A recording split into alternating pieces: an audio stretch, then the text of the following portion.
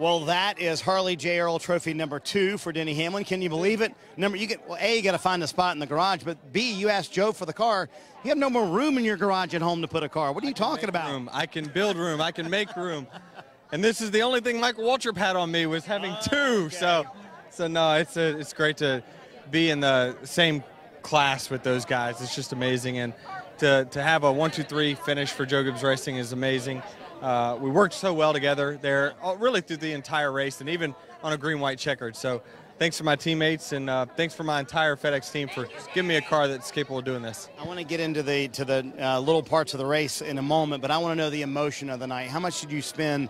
I know you spent the last month or so thinking about JD, but how much in this race in the car were you thinking about him? A lot. I mean, I was just thinking about his family. I mean, Melissa, I saw her here before the race started. I saw all of his kids here. You can see them right there. It's cool for them to be a part of it. I mean, the last time we were in Victory Lane here in 2016, JD was here with us, and now he's not. So, but his legacy lives long beyond him being here, and luckily with leading some laps there, we're going to donate a lot of money to that JD Gibbs Legacy Fund. So, and really encourage everyone to go out there and look up JD and what his legacy is. All right, let's talk about the tactics of the race. So the deal was on all evening long between you and Kyle. Then it was off. You waved it off, said we need to race from now on. Then it was back on for the final restart. Why? Yeah, I gave it, really our original deal was, we're going to race inside 10 laps to go. After that, let's just, let's race heads up. And I thought that, it could possibly be our final restart with the second to last restart.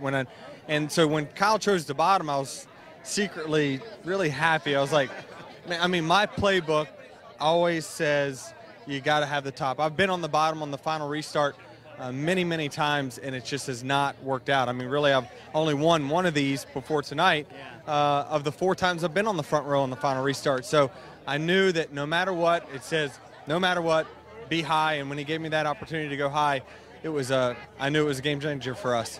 Well, and so he sat in the car for a while afterwards. You could tell he was trying to process this one a little bit. Would you have done the same thing in his decision, said, hey, I'll let you in? Or would you have said, hey, nope, we're going to race?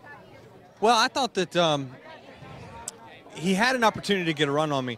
I think what he probably was worried about was the top line forming there and then him shuffling all the way to the back. It's tough to say. I mean, it's so circumstantial.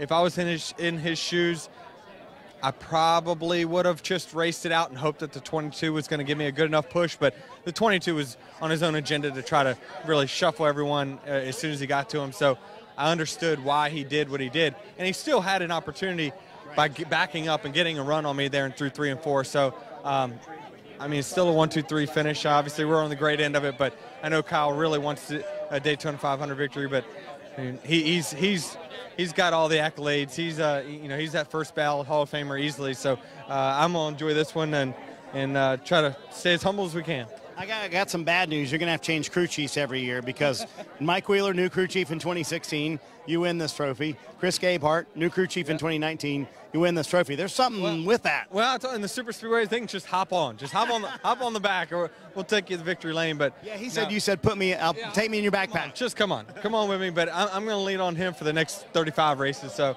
it's good to be. I guess we're locked in the playoffs. We are locked in.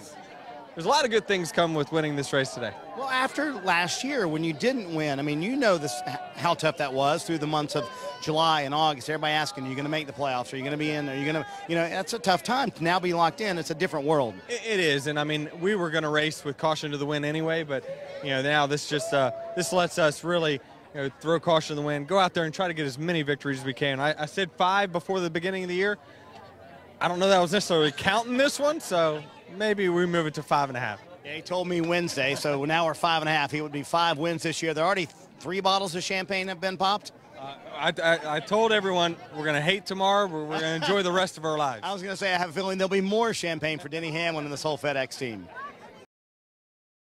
Hey, NASCAR fans. Thanks for checking out the NBC Sports YouTube channel. Make sure you hit subscribe below for the latest NASCAR news, race highlights, and digital exclusives. Thanks for watching.